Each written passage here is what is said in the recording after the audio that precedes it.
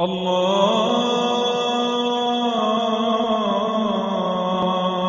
أكبر الله أكبر بسم الله الرحمن الرحيم۔ السلام علیکم دوستو، ویڈیو دیکھنے سے پہلے ہمارے اس چینل کو سبسکرائب کر لیں اور نیچے موجود بیل آئیکن کو ضرور کلک کر لیں تاکہ ہماری ویڈیوز باقاعدگی سے آپ کے پاس پہنچتی رہیں۔ من شرور أنفسنا ومن سيئات أعمالنا من يهده الله فلا مضل له ومن يضلل فلا هادي له وأشهد أن لا إله إلا الله وحده لا شريك له وأشهد أن محمدا عبده ورسوله من يطع الله ورسوله فقد رشد واهتدى ومن يعص الله ورسوله فقد ضل وغوى ولا يضر الله شيئا. أما بعد فإن خير الحديث كتاب الله وخير الهدي هدي محمد صلى الله تعالى عليه وآله وسلم وشر الأمور محدثاتها وكل محدثة بدعة وكل بدعة ضلالة وكل ضلالة في النار. اللهم صل على محمد وعلى آل محمد كما صليت على إبراهيم وعلى آل إبراهيم إنك حميد مجيد. اللهم بارك على محمد وعلى آل محمد كما باركت على إبراهيم وعلى آل إبراهيم إنك حميد مجيد. يا أيها الذين آمنوا اتقوا الله حق تقاته ولا تموتن إلا وأنتم مسلمون.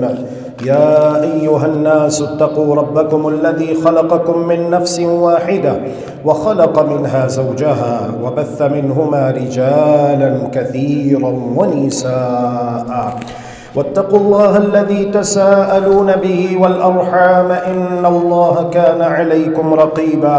يا أيها الذين آمنوا اتقوا الله وقولوا قولا سديدا يصلح لكم أعمالكم ويغفر لكم ذنوبكم ومن يطع الله ورسوله فقد فاز فوزا عظيما. أما بعد فأعوذ بالله العظيم وبوجهه الكريم وسلطانه القديم من الشيطان الرجيم من همزه ونفخه ونفثه. بسم الله الرحمن الرحيم. لقد كفر الذين قالوا إن الله هو المسيح ابن مريم وقال المسيح يا بني إسرائيل اعبدوا الله ربي وربكم إنه من يشرك بالله فقد حرم الله عليه الجنة ومأواه النار وما للظالمين من أنصار. لقد كفر الذين قالوا إن الله ثالث ثلاثة وما من إله إلا إله واحد وإن لم ينتهوا عما يقولون ليمسن الذين كفروا منهم عذاب أليم. أفلا يتوبون إلى الله ويستغفرونه والله غفور رحيم. ما المسيح ابن مريم إلا رسول قد خلت من قبله الرسل وأمه صديقة كانا يأكلان الطعام انظر كيف نبين لهم الآيات ثم انظر أنا يؤفكون. سبحانك لا علم لنا إلا ما علمتنا إنك أنت العليم الحكيم. رب اشرح لي صدري ويسر لي أمري واحلل عقدة من لساني يفقه قولي. رب زدني علما رب زدني علما رب زدني علما. اللهم إنا نسألك علما نافعا ورزقا طيبا وعملا متقبلا. اللهم أحسن عاقبتنا في الأمور كلها وأجرنا من خزي الدنيا وعذاب الآخرة. اللهم إنا نعوذ بك من شر حاسد إذا حسد. اللهم لا تشمت بنا الأعداء ولا الحاسدين. اللهم اكفناهم بما شئت يا قوي يا عزيز. اللهم أرنا الحق حقا وارزقنا اتباعه وأرنا الباطل باطلا وارزقنا اجتنابه برحمتك يا أرحم الراحمين۔ احباب گرامی قدر، اللہ ذو الجلال والاکرام، احکم الحاکمین، ارحم الراحمین، احسن الخالقین نے انسان کو تخلیق فرمایا اور اسے یوں ہی سدھا نہیں چھوڑ دیا، بلکہ اللہ ذو الجلال والاکرام نے انسان کی رشد و ہدایت کے لیے انبیاء و رسل علیہم السلام کو مبعوث فرمایا۔ اللہ تبارک و تعالی کی جانب سے بھیجے ہوئے انبیاء و رسل علیہم السلام اللہ ذو الجلال والاکرام کی تعلیمات لے کر اللہ کے بندوں کے پاس آتے رہے، اور اس پر مستزاد یہ کہ اللہ تبارک و تعالی نے آسمان سے انسانوں کی رشد و ہدایت کے لیے کتابیں بھی نازل کی۔ آپ کو معلوم ہونا چاہیے کہ اللہ تبارک و تعالی نے کتنی کتابیں نازل فرمائیں، تو اس کا جواب یہ ہے کہ اللہ تبارک و تعالی نے انسانوں کی رشد و ہدایت کے لیے 4 کتابیں نازل فرمائیں۔ ایک کا نام ہے توریت، دوسری ہے انجیل، اور تیسری ہے زبور، اور چوتھی ہے قرآن کریم۔ امر واقع یہ ہے، مبنی بر حقیقت بات یہ ہے جسے کوئی جھٹلا نہیں سکتا، جس کا کوئی انکار نہیں کر سکتا، نہ اپنا نہ پرایا، نہ اپنا نہ بیگانہ، کہ اللہ تبارک و تعالی احکم الحاکمین ارحم الراحمین ذو الجلال والاکرام نے جو کتابیں نازل فرمائی تھیں قرآن کریم سے پہلے، آج وہ کتابیں اپنی اصل حالت پر موجود نہیں ہیں، بلکہ ان میں لوگوں نے بہت ساری تبدیلیاں کی ہیں، بہت ساری تغیرات ہیں، تبدلات ہیں جو ان کتابوں کے اندر موجود ہیں، جس کی تصدیق اور جس کی گواہی وہ کتاب جسے ہم قرآن کریم کہتے ہیں وہ بھی دیتی ہے۔ یہودیوں نے بھی اللہ ذو الجلال والاکرام کی تعلیمات میں تحریفات کی، اور عیسائیوں نے بھی انجیل کو اپنی اصل حالت پر نہیں رہنے دیا۔ یہی وجہ ہے کہ آج عیسائی خود پریشان ہیں کہ اگر ہم انجیل کو، جسے وہ بائبل کہتے ہیں، مانے تو کون سی بائبل کو مانے؟ دنیا کے اندر اس وقت 4 قسم کی انجیلیں موجود ہیں، میرے ساتھ ساتھ شمار کیجئے۔ ایک انجیل یوحنا ہے، ایک انجیل لوقا ہے، ایک انجیل مقوقس ہے، اور ایک انجیل برناباس ہے۔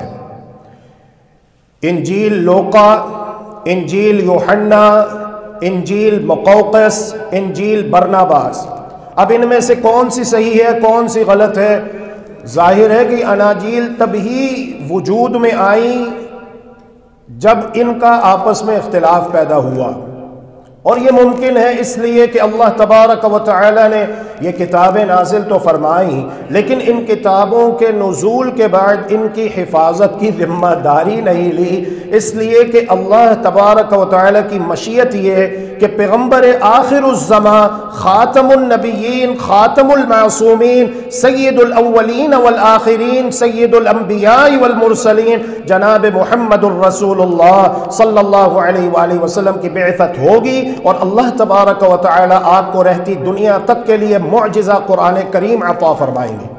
یہی وجہ ہے کہ اللہ تبارک و تعالی نے قرآن کریم سے پہلے جو کتابیں نازل کیں ان کی حفاظت کا ذمہ نہیں لیا، اور آج وہ اپنی اصل حالت پر موجود نہیں ہے۔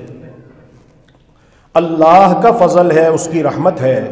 جب ہم مدینہ منورہ میں، مدینہ یونیورسٹی میں پڑھتے تھے تو وہاں پر ہمارے ساتھ پڑھنے والے طلباء تقریباً 120 ممالک سے تعلق رکھتے تھے۔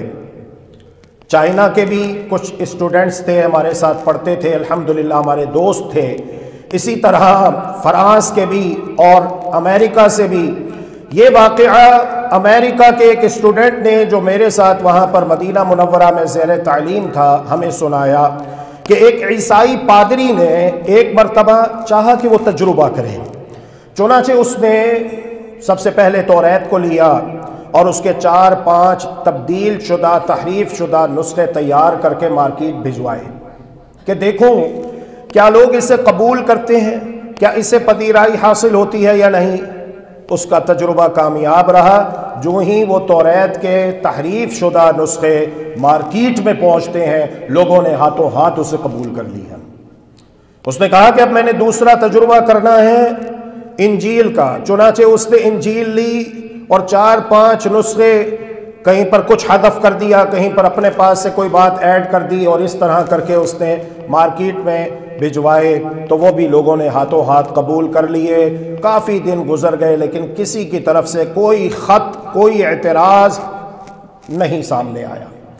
تیسرے نمبر پہ اس نے کہا کہ اب میں تجربہ کروں گا قرآن کریم کا، لہذا اس نے قرآن کریم کا جو اصل نسخہ ہے، پوری دنیا میں آپ کہیں بھی چلے جائیں آپ کو الحمدللہ قرآن کریم مل جائے گا، تو اس نے قرآن کریم کو سامنے رکھ کر اس کے 3-4 تحریف شدہ نسخے تیار کیے، کہیں پر کوئی آیت کم کر دی، کہیں پر کسی آیت میں کوئی لفظ آگے کر دیا، کہیں پیچھے کر دیا، تقدیم تاخیر اس طرح سے کر کے اس نے 3-4 نسخے تیار کر کے جب بھجوائے تو مکتبے جو اسلامی مکتبے ہیں انہوں نے کہا کہ اس وقت تک ہم اسے بازار میں فروخت نہیں کریں گے، لوگوں کے ہاتھوں میں نہیں دیں گے جب تک بہترین کوالیفائڈ ہائر ایجوکیٹڈ قرآن کریم کے ماہر قاری، قرآن کریم کا علم رکھنے والے، صرف حافظ نہیں، تجوید پڑھے ہوئے نہیں، بلکہ قرآن مجید کا ترجمہ، تفسیر،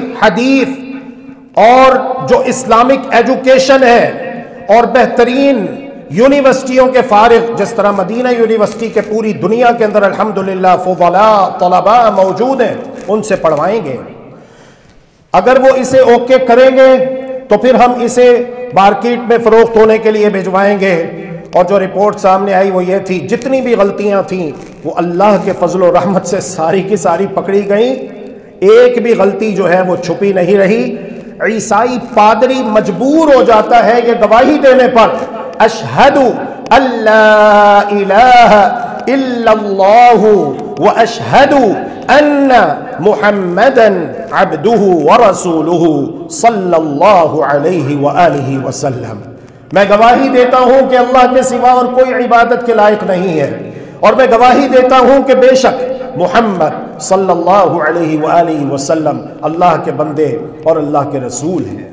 تو اللہ کا فضل ہے، اس کی رحمت ہے، جتنا بھی شکر ادا کیا جائے کم ہے کہ اللہ تبارک و تعالی نے ہمیں ایسی عظیم الشان کتاب عطا فرمائی جسے قرآن کریم کہتے ہیں، جو آج بھی اپنی اصل اسی حالت پر موجود ہے اور تا قیامت ابد الآباد رہے گی، جس اصل حالت پر اللہ تبارک و تعالی نے آج سے 1450 سال پہلے تقریباً اسے نازل کیا تھا محمد الرسول اللہ صلی اللہ علیہ وآلہ وسلم کے قلب اطہر پر۔ جی ہاں اے یہودیوں، اے عیسائیوں، یہ قرآن تمہارے لیے کوئی ایسی چیز نہیں ہے جس سے تم چڑ محسوس کرو، جس طرح کہ آج پوری دنیا میں تم مسلمانوں کے خلاف زبردست جنگ چاہتے ہو اور کر بھی رہے ہو۔ تمہاری دشمنی کس سے چھپی ہوئی ہے؟ تمہاری دشمنی ساری دنیا پہ آیا ہے، اور سبب کیا ہے؟ اللہ رب العزت نے قرآن کریم میں وضاحت کے ساتھ یہ بات کئی مقامات پر بیان کی کہ ایسا نہیں ہے کہ یہ حق کو نہیں جانتے۔ فرمایا کہ الذین آتیناہم الکتاب یعرفونہ کما یعرفون ابناءہم، یہ حق کو اس طرح سے جانتے اور پہچانتے ہیں جس طرح یہ اپنی اولاد کو پہچانتے ہیں، جس طرح انہیں اپنی اولاد کو، اپنے بیوی بچوں کو پہچاننے میں کوئی غلطی نہیں ہوتی، ایسے ہی یہ حق کو پہچانتے ہیں۔ لیکن وجہ حسد ہے۔ یہ کہتے تھے کہ بنو اسحاق میں 4000 نبی آئے، رسول آئے، فخر کیا کرتے تھے بیت المقدس کے اپنے قبلہ ہونے پر، لیکن جب پیغمبر آخر الزمان محمد الرسول اللہ صلی اللہ علیہ وآلہ وسلم کی بعثت ہوئی تو آپ بنو اسماعیل میں تشریف لائے۔ حالانکہ عقل و خرد رکھنے والا انسان باشعور انسان کہتا ہے کہ یہ کوئی معقول وجہ اختلاف نہیں ہے۔ اگر آپ کسی کے ساتھ اختلاف کرتے ہیں تو آپ کے پاس کوئی معقول وجہ ہونی چاہیے۔ یہ کوئی معقول وجہ اختلاف نہیں ہے مسلمانوں کے ساتھ اختلاف کرنے کی، مسلمانوں کے ساتھ دشمنی مول لینے کی۔ کیوں؟ اس لیے کہ جد الانبیاء خلیل الرحمن سیدنا ابراہیم علیہ السلام کو سب مانتے ہیں، انہی کے بیٹے ہیں، انہی کے بیٹے ہیں اسحاق علیہ السلام، اور اسحاق علیہ السلام ہی کے بڑے بھائی ہیں سیدنا اسماعیل علیہ السلام، تو پھر اختلاف کیسا باقی رہ جاتا ہے؟ لیکن حسد ہے، حسد ہے، تعصب ہے، عناد ہے، جب یہ دلوں میں پیدا ہو جائے تو یہ بیماری انسان کو دیمک کی طرح کھا جاتی ہے۔ پھر انسان کہتا ہے کچھ بھی ہو جائے، بے شک میں 100 میں سے 1000% غلط ہوں اور یہ 100 میں سے 1000% صحیح ہے، لیکن میں اسے نہیں دیکھنا چاہتا، میں اسے برداشت نہیں کرنا چاہتا، میں اسے منصہ شہود سے، منظر عام سے ہٹانا چاہتا ہوں، میں اسے دنیا سے مٹانا چاہتا ہوں۔ یہ نتیجہ ہوتا ہے حسد کا، عناد کا، تعصب کا، ضد بازی کا، ہٹ دھرمی کا، جیسا کہ اللہ رب العالمین نے قرآن کریم میں یہ ساری باتیں کھول کھول کر وضاحت کے ساتھ بیان کی ہیں۔ تو یہودی اچھی طرح جانتے ہیں اور عیسائی بھی اچھی طرح جانتے ہیں، اور ہم مسلمان پوچھنا چاہیں گے دنیا عیسائیت سے کہ اگر آپ قرآن کریم کو نہیں مانتے، آپ قرآن کریم پر ایمان نہیں لاتے، تو بتاؤ جن کو ماننے کا تم دعویٰ کرتے ہو، جن سے تم بہت زیادہ محبت کا اظہار کرتے ہو، اتنی محبت کرتے ہو، اتنی محبت کرتے ہو، اتنی محبت کرتے ہو کہ اس محبت میں غلو کرتے ہوئے، مبالغہ آرائی سے کام لیتے ہوئے تم حضرت عیسیٰ ابن مریم علیہ السلام کو اللہ کا بیٹا تک قرار دینے میں کوئی ہچکچاہٹ محسوس نہیں کرتے۔ بتاؤ اگر تم قرآن کریم کو نہیں مانتے، اے مسیحی برادری، اے دنیا عیسائیت، دلیل کے ساتھ بات کرو۔ اگر تم اس کتاب قرآن کریم کو نہیں مانتے تو بتاؤ جب یہودیوں نے تہمت لگائی تھی سیدنا عیسیٰ علیہ السلام کی والدہ ماجدہ پر، تو پھر کس نے دفاع کیا تھا؟ کس نے دفاع کیا تھا سیدہ مریم علیہ السلام کا؟ یہودی تو پہلے ہی خلاف تھے،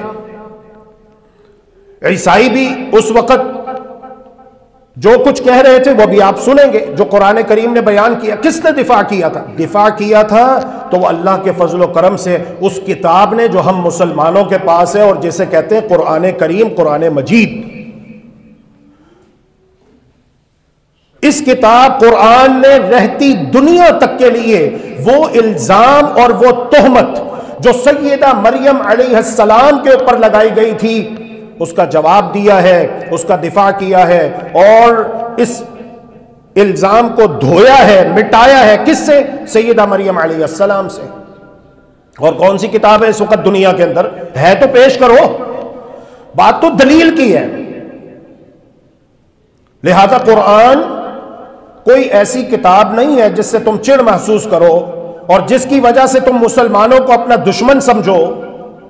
محمد الرسول اللہ صلی اللہ علیہ وآلہ وسلم تو اللہ کے وہ نبی ہیں، اللہ کے وہ رسول ہیں جن کی آمد کی خوشخبریاں خود سیدنا موسیٰ و عیسیٰ علیہ السلام اپنی اپنی قوموں کو دیتے رہے۔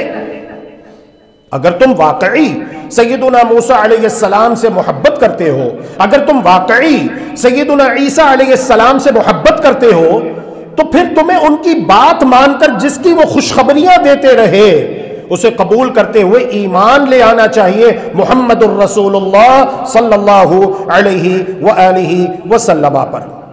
جی ہاں، یہ قرآن ہے جو کہتا ہے کہ جب اللہ تبارک و تعالیٰ کے حکم سے جبریل امین علیہ السلام آئے انسانی صورت اختیار کر کے سیدہ مریم علیہ السلام کے پاس، اور انہوں نے آ کر ان کے گریبان میں پھونک ماری اور استقرار حمل ہوتا ہے، تو قرآن کہتا ہے کہ فَحَمَلَتْهُ فَانْتَبَذَتْ بِهِ مَكَانًا قَصِيًّا، سیدہ مریم علیہ السلام آبادی کو چھوڑ کر، لوگوں کو چھوڑ کر دور نکل جاتی ہیں۔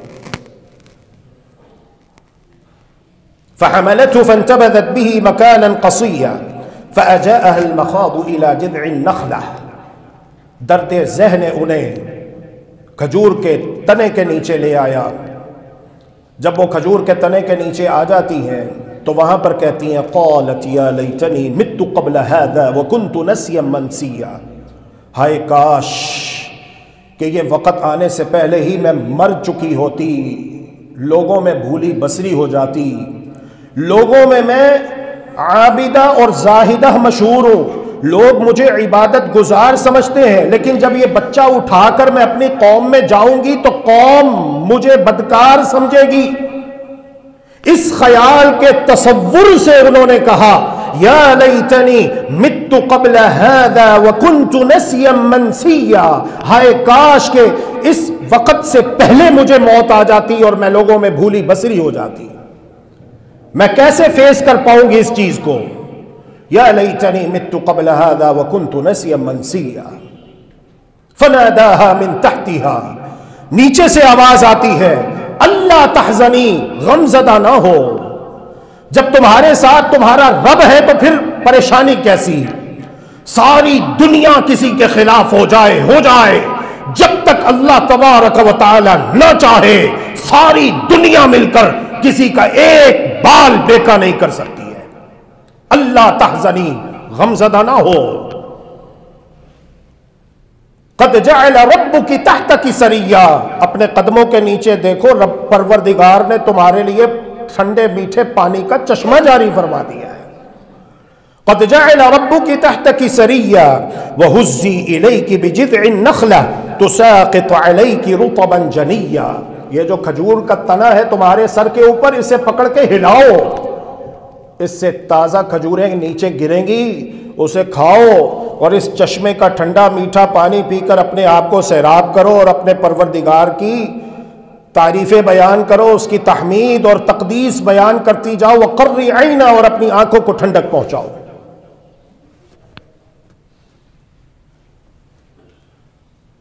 اور یہاں پر مزے کی بات، جو ہم اللہ کرے کہ کوئی سمجھ جائے اور کوئی ہمارے ہاتھوں پر سمجھ کر ایمان قبول کر لے، اسلام قبول کر لے، اللہ اکبر. وہ بات یہ ہے کہ کھجوریں 25 دسمبر کو ہوتی ہیں. چلے ہم 25 کا ذکر نہیں کرتے. کیا کھجوریں دسمبر کے مہینے میں ہوتی ہیں جو کہ سخت سردیوں کا مہینہ ہے، یا پھر گرمیوں کے مہینے میں ہوتی ہیں؟ سب لوگ جانتے ہیں کہ کھجوریں جس کا ذکر اللہ تبارک و تعالی نے قرآن کریم میں کیا ہے وہ گرمیوں میں ہوتی ہیں، سردیوں میں نہیں ہوتی. یہ بھی ایک واضح دلیل ہے کہ سیدنا عیسیٰ علیہ السلام کی ولادت دسمبر میں 25 دسمبر کو نہیں ہوئی، بلکہ گرمیوں کے سیزن میں ہوئی ہے. یہ بھی ایک دلیل ہے جو قرآن کریم نے پیش کی ہے کہ سیدہ مریم علیہ السلام سے کہا کہ کھجور کا تنا ہلاؤ، ہزی الیک بجذع النخلہ تساقط علیک رطبا جنیا. تازہ کھجوریں گریں گی، ان کھجوروں کو کھا کر اپنی بھوک کو مٹاؤ اور یہ ٹھنڈے پانی کا جو چشمہ ہے، میٹھے پانی کا، اس کا پانی پی کر اپنے آپ کو سیراب کرو. وقرری عینا، اور اپنی آنکھوں کو ٹھنڈک پہنچاؤ اور اللہ کی تحمید اور تقدیس بیان کرو. یہ قرآن ہے جو دفاع کرتا ہے سیدہ مریم علیہ السلام کا، جو دفاع کرتا ہے سیدنا عیسیٰ علیہ السلام کا. اے دنیا عیسائیت، اے مسیحی برادری جن کے ساتھ آپ لوگ اتنی محبت کرتے ہو کہ محبت میں غلو سے کام لیتے ہوئے سیدنا عیسیٰ علیہ السلام کو اللہ تعالیٰ کا بیٹا تک قرار دینے میں نہیں چوکتے، تو جب قرآن دفاع کر رہا ہے تو آپ کو تو قرآن کا احترام کرنا چاہیے، آپ کو تو قرآن کا احترام کرنا چاہیے. آپ کو پیغمبر اسلام محمد الرسول اللہ صلی اللہ علیہ وآلہ وسلم کا احترام کرنا چاہیے. آپ کو تو ان باتوں پر ایمان لانا چاہیے جس طرح کہ اللہ رب العالمین نے قرآن کریم میں جا بجا کئی ایک مقامات پر یہ بات بیان کی ہے. پھر کیا ہوا؟ فَأَتَتْ بِهِ قَوْمَهَا تَحْمِلُ. سیدہ مریم علیہ السلام اپنی گود میں ننھے عیسیٰ علیہ السلام کو اٹھائے جب اپنی قوم کے پاس آتی ہیں، قَالُوا لَقَدْ جِئْتِ شَيْئًا فَرِيًّا. اے مریم تم نے بڑا برا کام کیا ہے. لوگ अस्तगफिरुल्लाह व अतूबु इलैह, अस्तगफिरुल्लाह व अतूबु इलैह। लोगों की अक्सरियत, मेजॉरिटी ऑफ पीपल्स, ना सिर्फ आज के दौर में बल्कि ये चीज शुरू से चली आ रही है, बगैर तसब्बुत, बगैर तहकीक बात को मान लेते हैं। तहकीक, तस्बीत, बात को देखना, उसकी गहराई में जाकर हालात और वाक़िआत का जायजा लेना, फौरन उन्होंने हुक्म लगा दिया, लक़द जीती शैअन फरिया, ए मरियम तुमने बहुत बुरा काम किया है। या उख्त हारून, ए हारून की बहन, मा काना अबूकी इम्रअ सौइन व मा कानत उम्मुकी बग़िया, तुम्हारे बाप कोई बुरे इंसान तो ना थे, ना तुम्हारी मां बदकारा थी। ये कुरान है। फ़अशारत इलैहि, अल्लाह तबारक व तआला ने कहा था कि ए मरियम, अगर तुमसे कोई बात करे तो तुमने उसे जवाब नहीं देना, इतना कहना कि मैंने रहमान के लिए आज रोजे की नजर मानी है, बस। तो जबान से खामोश रही, इशारा किया, फ़अशारत इलैहि, इस बच्चे से पूछ लो।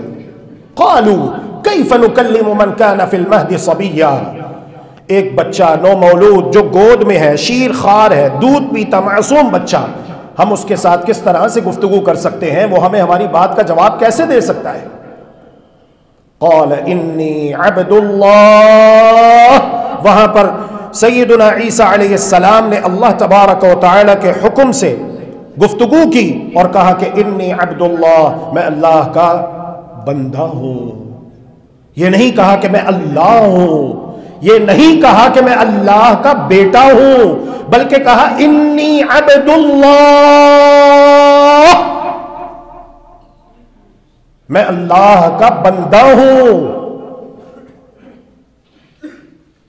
सिर्फ ये कह देना काबिल कबूल नहीं है कि हम कुरान को नहीं मानते। ए यहूदियों, ए ईसाइयों, या तो कुरान को मानो, इस पर ईमान ले आओ, नहीं तो कुरान करीम ने खुला चैलेंज किया है कि अगर तुम इस किताब को नहीं मानते तो इस जैसी कोई और किताब लेकर आओ, और अगर किताब नहीं ला सकते तो 10 सूरतें ले आओ, 10 सूरतें नहीं ला सकते, 1 सूरत ले आओ, कयामत कायम हो जाएगी, लेकिन तुम इस जैसी कोई एक सूरत तो कुजा कोई एक आयत पेश नहीं कर सकते।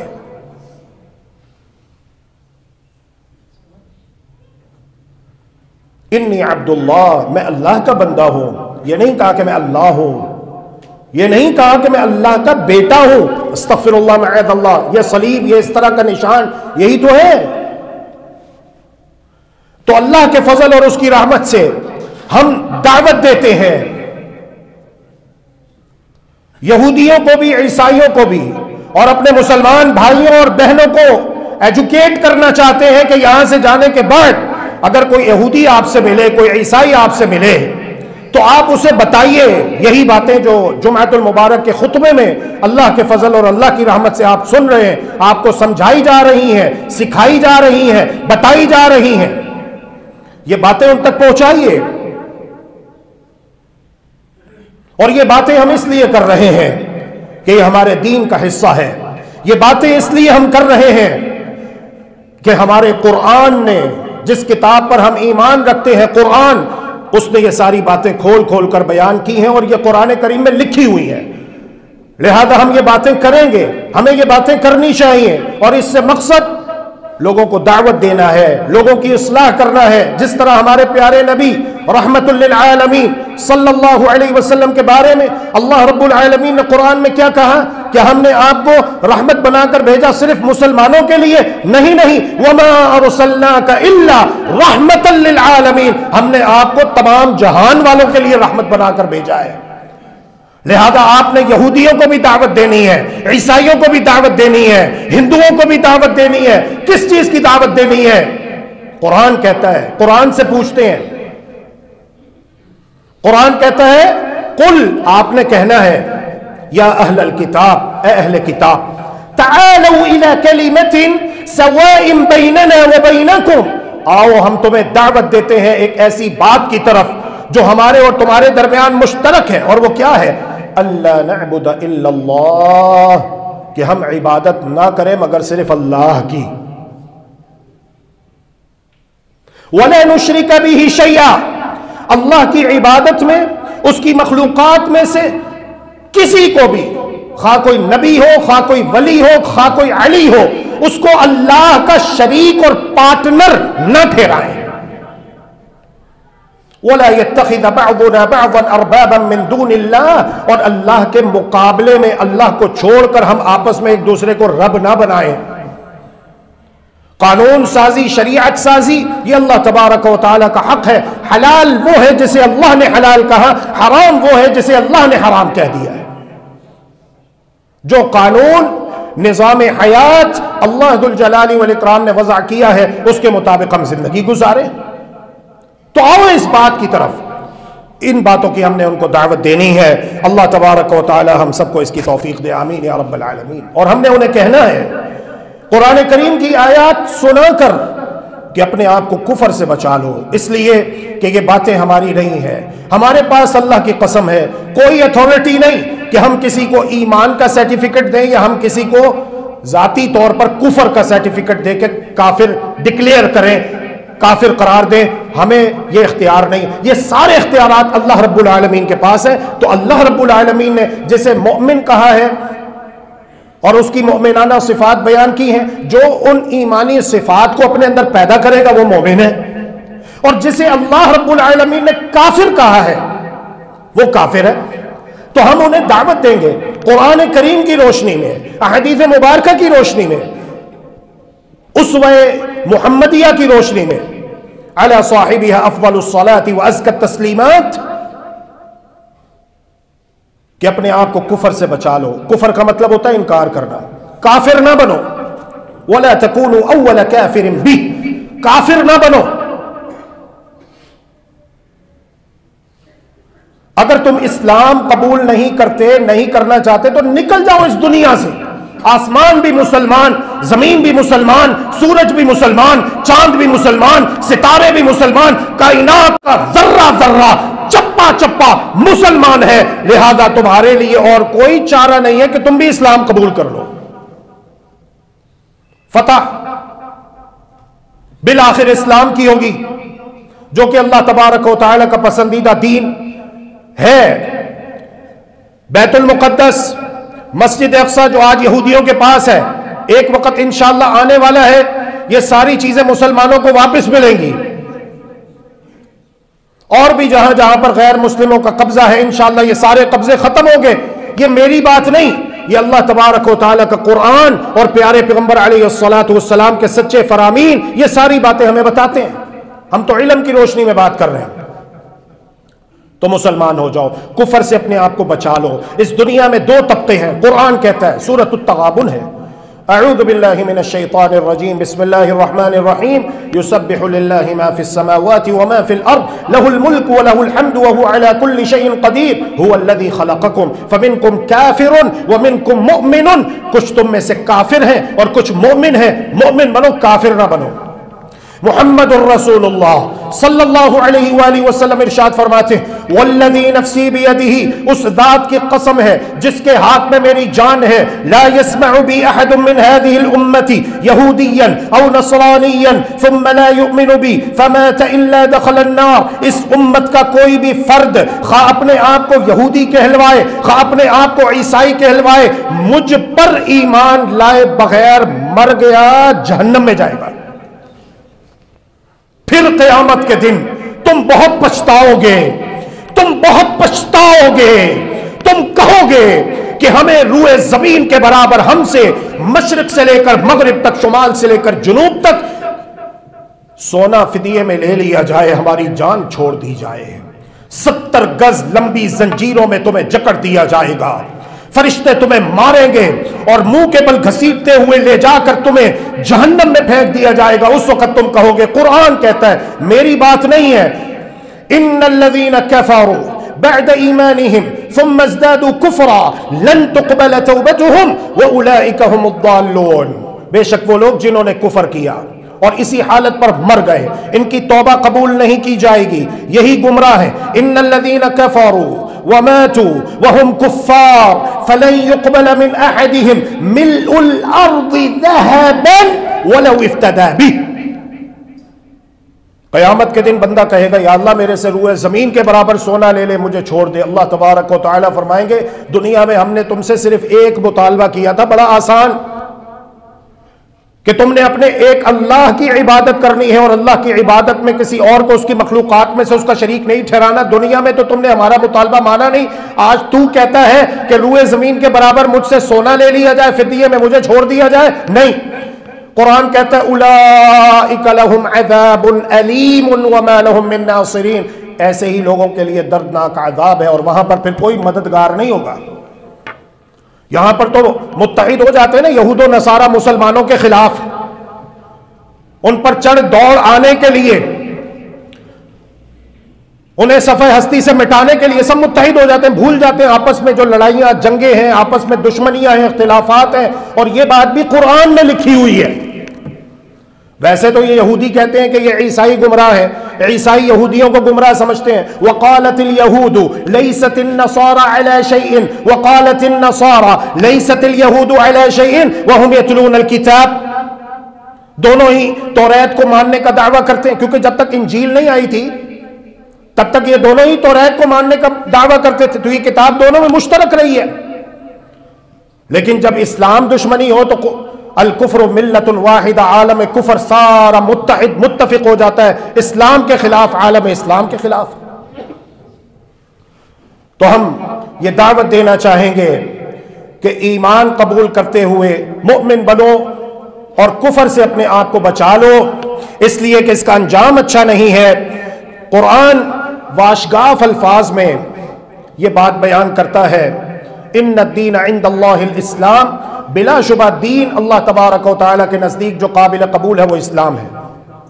قرآن یہ کہتا ہے وَمَن يَبْتَغِ غَيْرَ الْإِسْلَامِ دِينًا فَلَن يُقْبَلَ مِنْهُ، اگر کوئی دین اسلام کے علاوہ کوئی اور دین لے کر آئے گا تو وہ اس سے ہرگز قبول نہیں کیا جائے گا۔ وَهُوَ فِي الْآخِرَةِ مِنَ الْخَاسِرِينَ، اور وہ آخرت میں خسارہ اٹھانے والوں میں سے ہو جائے گا۔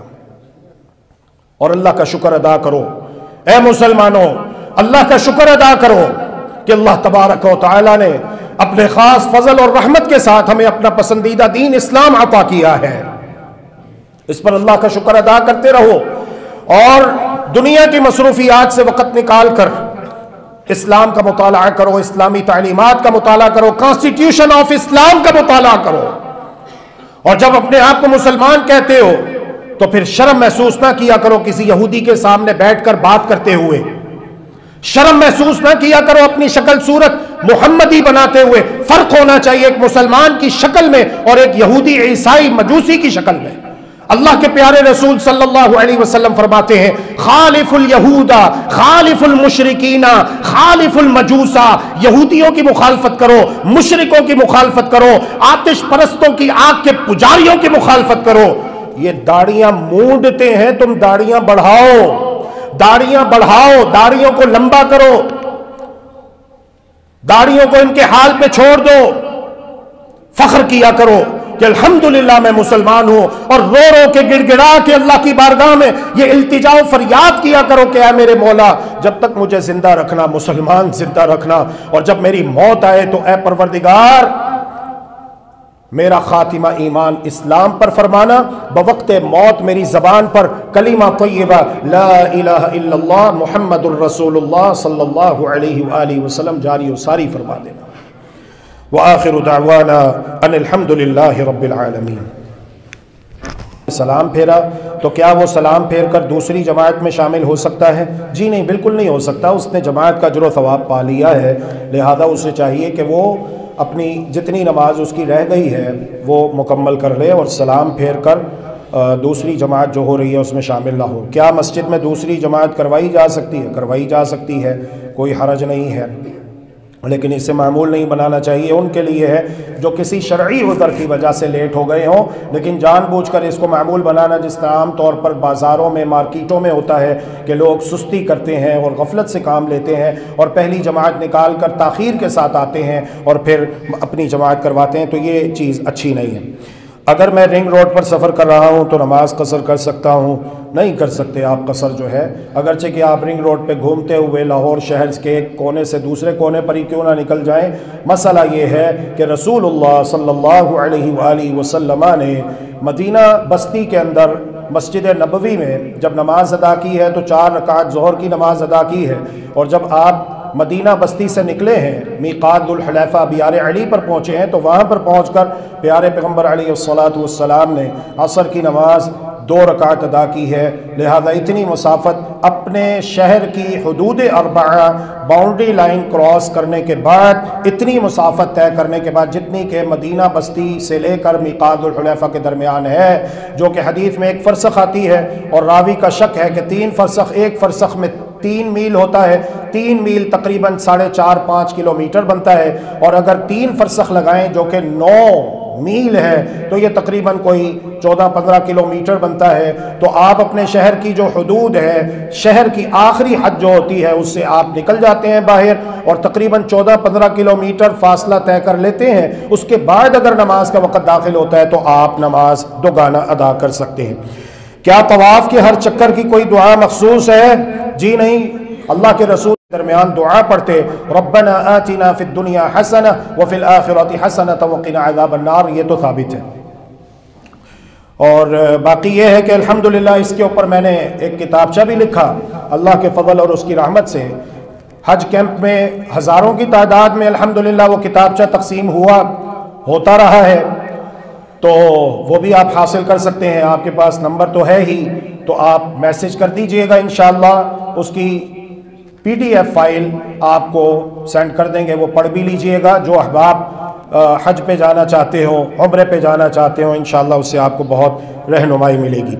میری بہن انگلینڈ میں رہتی ہیں، وہ گھر خریدنا چاہتی ہے، وہاں پر تو کیا مورگیج حلال ہے یا حرام ہے؟ یہ مورگیج یہ ہوتا ہے، ہاؤس مورگیج کہنا چاہیے اس کو، پورا ہاؤس کا، یعنی اگر آپ وہاں پہ کرائے پر رہتے ہیں، انگلینڈ میں جو لوگ رہتے ہیں تو انہیں کرایہ بہت مہنگا ہے وہاں پر، تو اس کا حل نکالتے ہیں کہ ہم لوگ مکان خرید لیتے ہیں۔ اب وہ جو بینک قرضہ دیتا ہے، ایک بات تو یہ ہے کہ وہ سود پہ دیتا ہے، اور جو اس کی رجسٹری ہوتی ہے وہ اپنے پاس رکھ لیتا ہے کہ آپ قسطیں ادا کرتے رہو سود پر، جب آپ کی قسطیں مکمل ہو جائیں گی تو آپ کو وہ رجسٹری تھما دی جائے گی۔ شرعی اعتبار سے ہم مسلمان ہیں، ہمارا دین اسلام ہے، اس کے اندر سود ہے، لہذا یہ حرام ہے، اس سے بچنا چاہیے، اس کی اجازت کسی نے بھی نہیں دی ہے۔ سود حرام ہے۔ رسول اللہ صلی اللہ علیہ وآلہ وسلم ارشاد فرماتے ہیں اللہ کی لعنت ہے سود کھانے والے پر، کھلانے والے پر، سودی معاملات کو لکھنے والے پر اور گواہ بننے والے پر، اور فرمایا کہ یہ سب برابر ہے، جو سود کھاتا ہے، کھلاتا ہے، لکھتا ہے، اس پر گواہ بنتا ہے، یہ سب برابر ہیں۔ اللہ رب العالمین ہمیں حلال دے اور حرام سے بچائے، ہمارے اندر جنتیوں والی اچھی صفات پیدا فرمائے اور جہنمیوں دوزخیوں والی بری صفات سے اللہ تبارک و تعالی ہم سب کو محفوظ و مامون فرمائے۔ اللہم آمین برحمتک یا ارحم الراحمین۔ ان اللہ وملائکتہ یصلون علی النبی یا ایہا الذین آمنوا صلوا علیہ وسلموا تسلیما۔ اللہم صل علی محمد وعلی آل محمد کما صلیت علی ابراہیم وعلی آل ابراہیم انکا حمید مجید۔ اللہم بارک علی محمد وعلی آل محمد کما بارکت علی ابراہیم وعلی آل ابراہیم انکا حمید مجید۔ ربنا آتنا فی الدنیا حسنہ وفی الآخرۃ حسنۃ وقنا عذاب النار۔ رب ارحمہما کما ربیانی صغیرا۔ اللهم اشف مرضانا ومرضى المسلمين، اللهم اشفنا بشفائك وداونا بدوائك وعافنا من بلائك يا ارحم الراحمين۔ ربنا تقبل منا انك انت السميع العليم وتب علينا انك انت التواب الرحيم واغفر لنا وارحمنا انك انت الغفور الرحيم۔ وصلى الله وسلم على نبينا محمد وعلى آله وصحبه اجمعين برحمتك يا ارحم الراحمين۔ اللهم إنك عفو تحب العفو فاعف عنا، اللهم إنك عفو تحب العفو فاعف عنا، إلهنا فاعف عنا، فاعف عنا يا كريم۔